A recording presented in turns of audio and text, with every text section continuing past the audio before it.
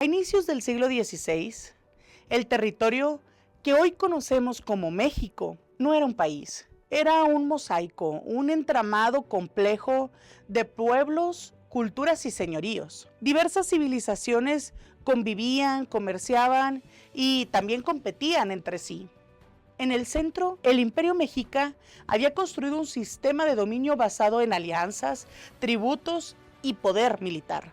Pero su control no era absoluto.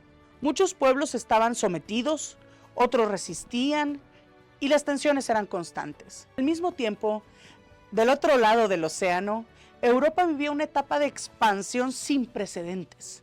Las expediciones marítimas no solo buscaban rutas comerciales, buscaban riqueza, poder y dominio.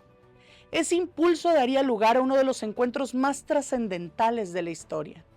Un encuentro entre dos mundos profundamente distintos. Pero ese encuentro no ocurrió de manera automática. Se necesitó algo esencial: comprensión, lenguaje, traducción.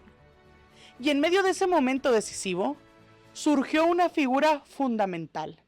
Una mujer cuya historia ha sido juzgada, simplificada y muchas veces incomprendida. Una mujer que no solo tradujo palabras, tradujo mundos. Esa mujer fue Malintzin.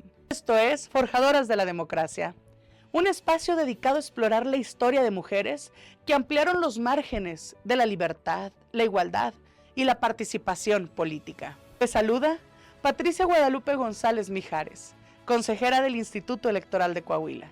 Malintzin, también conocida como Malinali, Doña Marina o la Malinche, nació hacia finales del siglo XV, probablemente en la región de Coatzacoalcos, en el actual Veracruz. Su origen no fue cualquiera, pertenecía a una familia de cierto rango dentro de su comunidad, pero tras la muerte de su padre, su vida cambió radicalmente.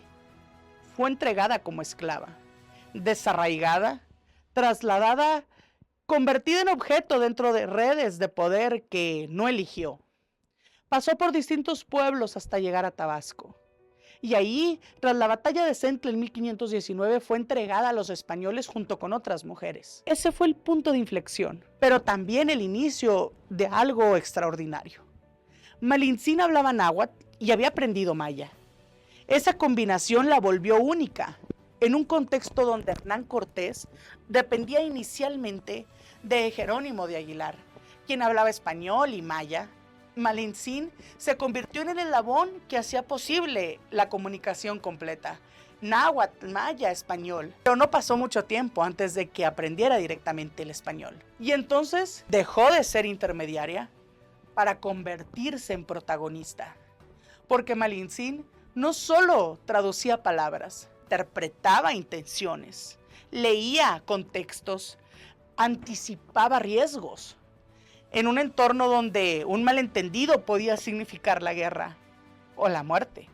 Su papel fue decisivo. Historiadores coinciden en algo fundamental. Sin Malintzin, la conquista de México habría sido mucho más difícil e incluso posiblemente distinta. Pero su papel no se limitó a lo lingüístico. Participó en negociaciones con pueblos indígenas, acompañó a Cortés en momentos clave, como los encuentros con emisarios mexicas. Estuvo presente en decisiones estratégicas. Fue, en muchos sentidos, una mediadora política. Una mujer operando en el centro de uno de los procesos más complejos del siglo XVI. Y sin embargo, su nombre quedó marcado por una narrativa. Durante siglos, Malintzin fue reducida a un símbolo de traición. La Malinche. Una etiqueta que simplifica y distorsiona. Porque juzgarla sin contexto es ignorar lo esencial. Malintzin no actuaba desde una posición de poder libre. Actuaba dentro de estructuras que la habían despojado de su autonomía desde niña. Y aún así, encontró una forma de incidir. Aquí hay una verdad incómoda, pero necesaria. No todas las decisiones históricas se toman en libertad. Muchas se toman en condiciones límite.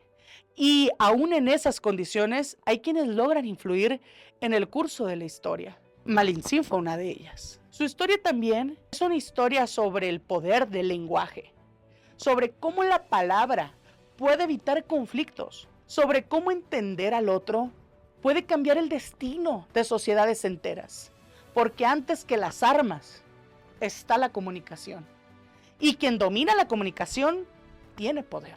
Malintzin fue puente entre culturas, entre visiones del mundo, entre realidades que no se comprendían, y ser puente nunca es sencillo, porque implica sostener tensiones, cargar significados y muchas veces recibir críticas de ambos lados. Pero su historia no debe leerse desde la condena simplista.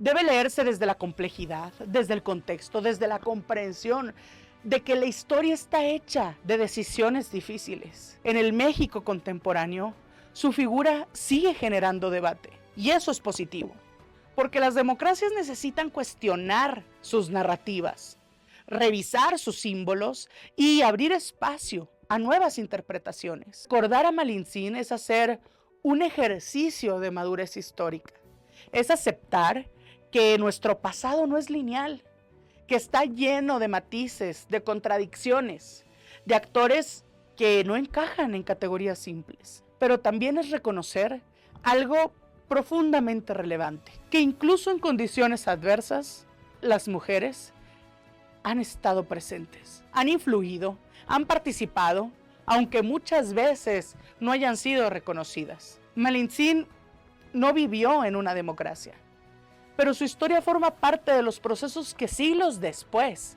permitirían la construcción de nuestro país. Y entender esos procesos es fundamental para valorar lo que hoy tenemos, porque la democracia también se construye desde la memoria, desde la inclusión de todas las voces, incluso de aquellas que incomodan. La historia de Malintzin no es una historia cómoda, pero es una historia necesaria, porque nos obliga a pensar, a cuestionar, a mirar más profundo, y quizá ahí radica su mayor legado, en recordarnos que la historia no es blanco y negro, que entenderla exige sensibilidad, pero también valentía. Los procesos históricos están llenos de decisiones difíciles. Muchas veces las figuras relevantes son también las más incomprendidas. En el marco de la democracia, reconocer estas historias implica ampliar nuestra mirada, aceptar que la construcción de lo público ha sido diversa, que ha incluido múltiples voces, aunque no siempre hayan sido reconocidas, y que entender esa diversidad nos permite construir sociedades más incluyentes. Recordarla es también cuestionar las narrativas únicas, abrir espacio a nuevas interpretaciones y reconocer que la historia de México es más compleja de lo que muchas veces se presenta, porque cada época tiene sus propias formas de participación y cada persona sus propias formas de influir. Malintzin encontró la suya y en ello dejó una marca que sigue presente, una marca que nos invita a reflexionar sobre el poder de las decisiones individuales. Esta fue la historia de Malintzin, una mujer que en medio de uno de los momentos más complejos de nuestra historia encontró una forma de incidir y dejó una huella que hasta hoy nos interpela. Se despide con gusto Patricia Guadalupe González Mijares, anfitriona de este espacio y consejera electoral del Instituto Electoral de Coahuila. Te invitamos a suscribirte a Forjadoras de la Democracia y a seguirnos en nuestras redes sociales. Muchas gracias.